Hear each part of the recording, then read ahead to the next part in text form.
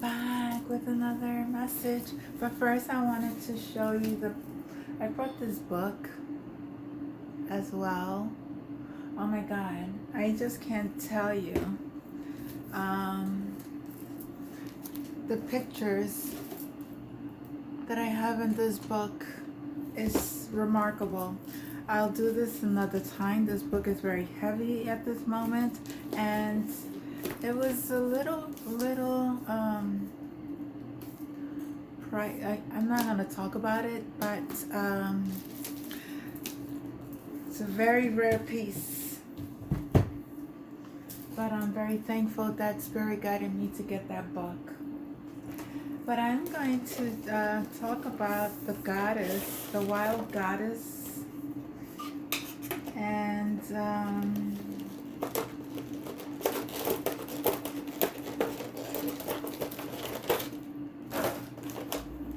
going to read some information about them.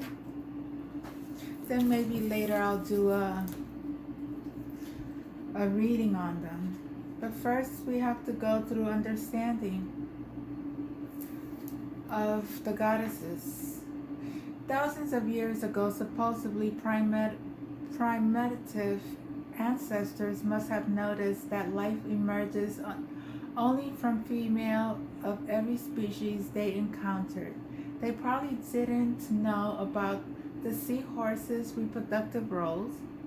In modern world, anthropologists such as Marja Gimbutas and Ashley Gatagu, who study truly ancient civilizations like one of the Malta that predates the pyramids of Giza, risk their reputations by going against the status quo to advance their professional belief that many prehistoric people in Europe thought of the Supreme Being as a woman and worshipped her because of women's ability to create life.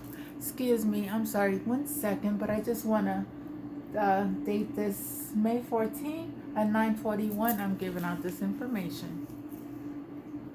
For copyright reasons, that nobody copies me. Everything is, is against the law when you copy a person. And you will pay for everything that you are doing.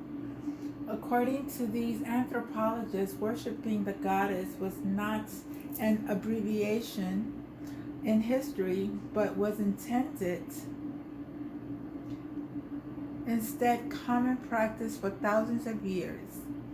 In these tribes, every female, as a living symbol of the goddesses, was held sacred, which is word from the Latin saucer, whose spectrum of meaning ranges from divine to accursed. It is possible that these reveals to us something of the battle between the ancient matriarchy and the rise of the unsparing patriarchy. Have you ever heard of a time when all men were considered sacred? Of course not. They cannot give birth, but are perfectly suited for protecting the sex that can ensure the survival of the tribe. According to the Gimbutas, in ancient times, harming a woman was one of the most serious offenses possible.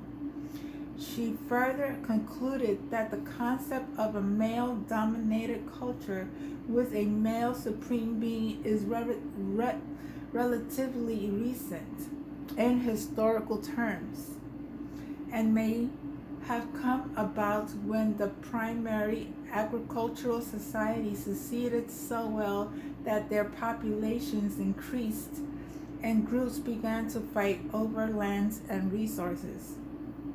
Fast forward to today, the word God conjures up the image of all-powerful, all-knowing supreme being, while the word goddesses is usually spelled with a lower case G and brings to mind either a quaint myth from antiquity or a sexually objectified women. This would be unfortunate enough if it didn't seem to also reflect the second-class status of women in many cultures and nations in our supposedly modern world. From the two tiered wage scales to the religiously justified subjugations, humiliations,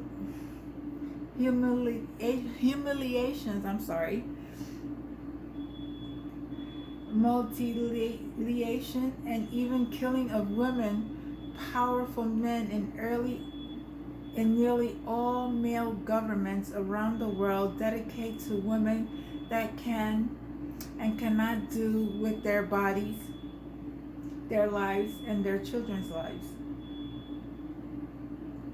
If the position was reversed, the men were treated so that the situation would undoubtedly lead to violent rebellion.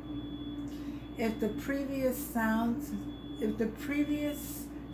too harsh, too feminist, or it seems like we are ignoring the many advancements that have been made for women's rights, allow us to suggest that growing up in a culture dominated by men, from God on down, has produced a level of cultural conditioning that is so insidious as to be almost invisible, even to most women. Many women will defend the status quo. To us, they seem to have bonded with their captors because of the psychological self-preservation mechanisms known as Stockholm Syndrome. In 1991, Amy Zenner and I published Goddess Guide Me. We are a happily married couple who love and respect each other and are each other's biggest supporter. In our growth as a couple, we have worked together creatively, inventing ways to add our part to the worldwide movement to overcome problematic core beliefs of our culture. Goddess Guide Me was our first oracle based on the wisdom of the goddess, and in it we tried to alert people to societal plights that women face. In this book, we are taking aim at the universally accepted belief that man was created in God's image. This one-sided takes on our own fundamental relationship with the divine understandably leads many women to feel uneasy, resentful, or angry. They may not acknowledge this basic reason why, even to themselves, but the express of, hold on, 1 second. Okay. But in the not so distant past, male family members, especially husbands, could have females under their protection branded as mentally ill if they acted in any outside the untidy control norms dedicated to them by men. Let me read that again. This one-sided takes in fundamental relationship with the divine understandably leads many women to feel uneasy, resentful, or angry. They may not acknowledge this basic reason why, even to themselves, but the expression of the free floating against caused by this pervasive idea of a male god has often led to women as being viewed as too emotional or hysterical. It may be difficult for young women today to believe, but in the not so distant past, male family members, especially husbands, could have females under their protection branded as mentally ill if they acted in any way outside the untidy control norms dictated to them by men. Sounds familiar? This led to countless women being stigmatized, locked away, drugged, or even lobotomized. It's a new word, I have to look it up. When the situation is viewed from this angle, it can be hard to understand why so many women put up with it. We believe it's because the treatment of women has led not only to a kind of stock syndrome, but also to a pervasive low self-esteem that is hard to surmount. We believe low self-esteem is crucial stumbling block for empowerment. So we decided to create a way to surmount it and then some. Since 1988, all of our published work has been dedicated to helping everyone, both women and men, to empower themselves and see clearly by removing their veil, hiding the way things are. Just because things are a certain way doesn't mean that they have always been that way, or that they have always and will be that way.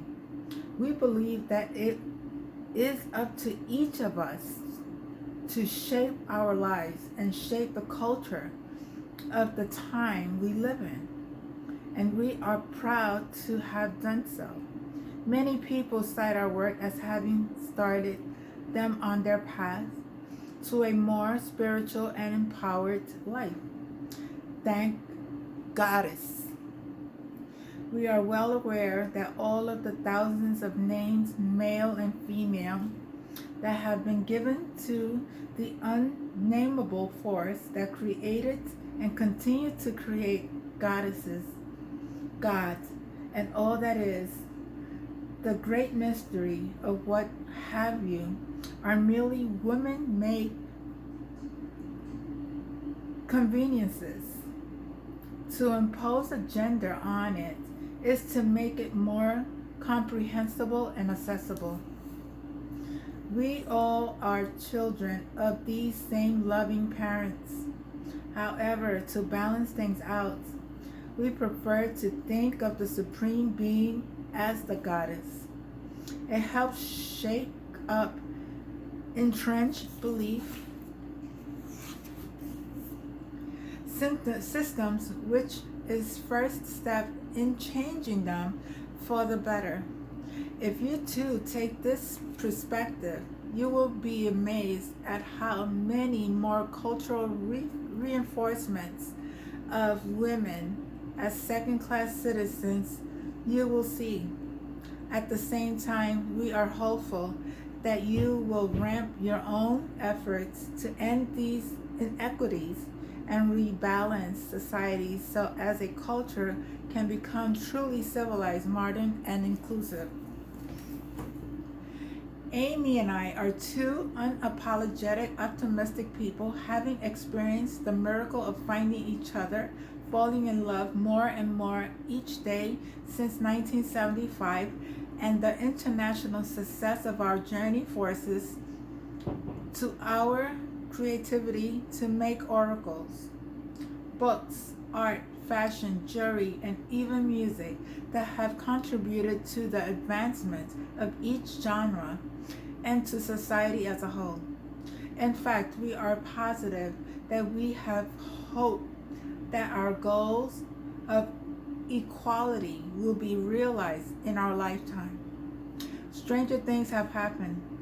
Every day can be made better if it's seen as the gift it is. We believe each day is a gift from the goddess and hope you will give that viewpoint a try. We believe of course, some days are easier to accept as gifts from a benevolent deity than others. On difficult days, it is good to remember that one of the goddess gifts to us is the power to deal with our lives as best as we can and hopefully change our lives for the better. We have created the Wild Goddess Oracle to help you do just that, to empower you to clearly see each day you are given and make the best possible choices for your future. We entitle our creation Wild Goddess Oracle. We have suggested grounds in the basic knowing of our ancient ancestors that the goddess resides in every single piece of our natural world, eternally watching and nurturing to all she has given birth to. She knows there is life even in the rocks, not just in the rocks that have been cut to build a house of worship. She does her best to help all to live their lives, not just human, but all things that are born on the earth. She knows too that we are sisters and brothers to one another, to the animals and planets, and to everything else on earth and beyond. She wants us to understand that we are made from the bounty of elements present in the stars since the creation of our universe. Her temples are our garden, caves, crystals, oceans, and mountains. In these sacred places, the wild goddess can absorb any vibration, negative or positive, and transmute them into healing energies. We are all fed by the earth, our mother, in the most literal of terms, treasure beyond value. If we forget that we are stewards of her bounty, she will remind us. One who understands the wild goddess and desires to emulate her must strive to live in tune with nature and dance to its rhythm, changes, and cycles. We must explore her inner world and tap into the spiritual strength and mystical powers we are each born with. A wild goddess is always learning and growing, increasingly aware of her gratitude and attitude towards life are connected to the well-being of her mind, body, and spirit. Her wisdom can help others grow too. As someone who feels blessed to live with an artist through whose talents and dedication the goddess speaks in the symbolic language of our dreams, I am so glad that you too are now going to become familiar with many of the wild goddesses: the priestess, the healer, the lover, the empath, the dancer, the protector, and 46 more aspects of the wild goddess. They are all here on the cards of her wild goddess oracle deck and within you. They stand ready to be called upon and have their essence evoked to help your intuition guide you as you navigate the challenges current of life in 21st century. Always remember that a wild goddess expresses her love, greets her shadow side, reclaims her power, listens to her intuition, and taps her creativity. She takes steps to free herself from past hurt and works to heal pain and shame. The wild goddess is the oracle specifically designed as your portal temple to help you with all those things.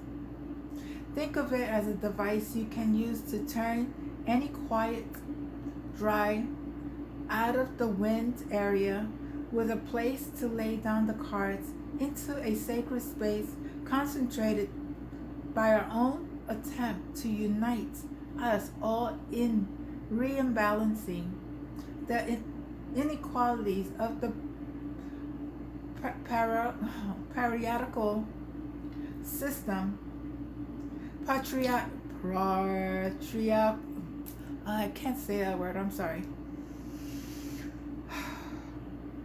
And I know everything you need to know. No need for questions or original thinking.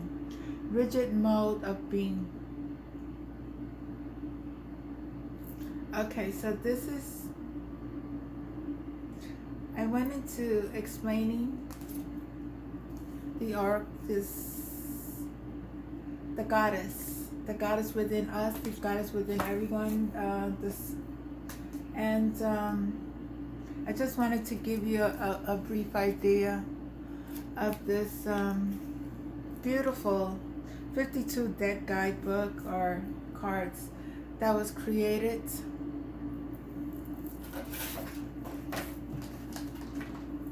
by Amy Zenner and Monte Faber. I believe there are divine beings together, united, came together and found themselves and built an empire for themselves. I'm just going to put out some goddesses, see what they want to tell the collective at this time. What is it they need to know? What is it that they need to work on, or whatever the goddesses want to come, the messages that they want to reveal to the collective at this time. Let's see.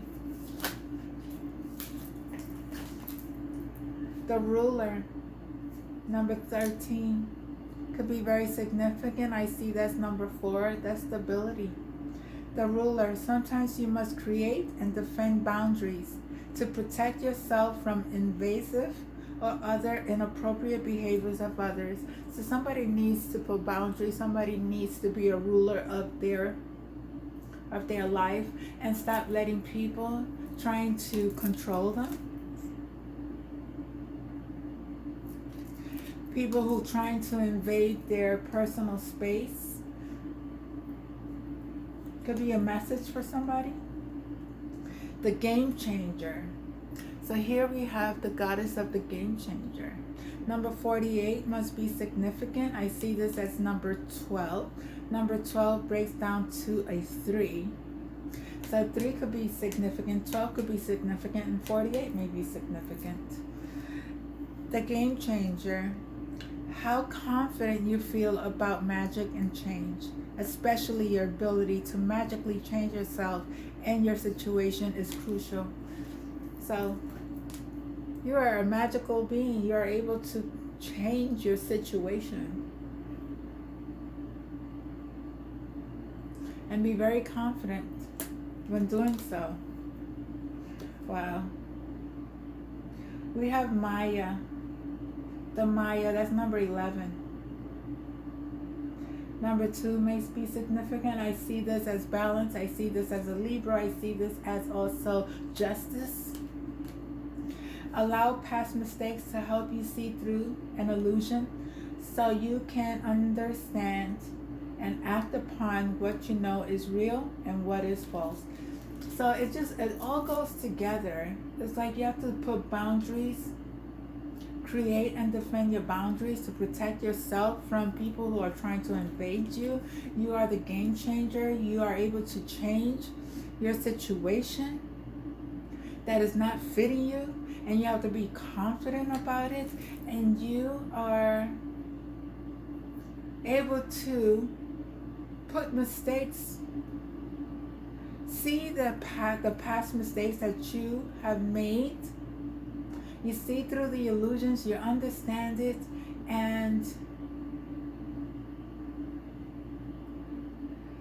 act on what is real and what is false. You understand what is delusion and what is not for you. Let's see.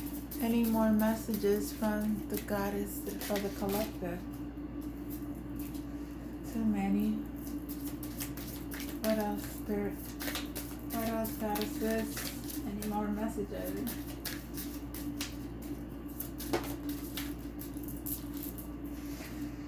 The messenger. Wow. Number 38. So we have another 11. So we have 1111 over here. The messenger. The goddess of the messenger. Make sure that what is being said is what is being heard. The same words and messages can often mean different things to different people. Make sure that what you're hearing is exactly what is being said. everybody hears messages differently.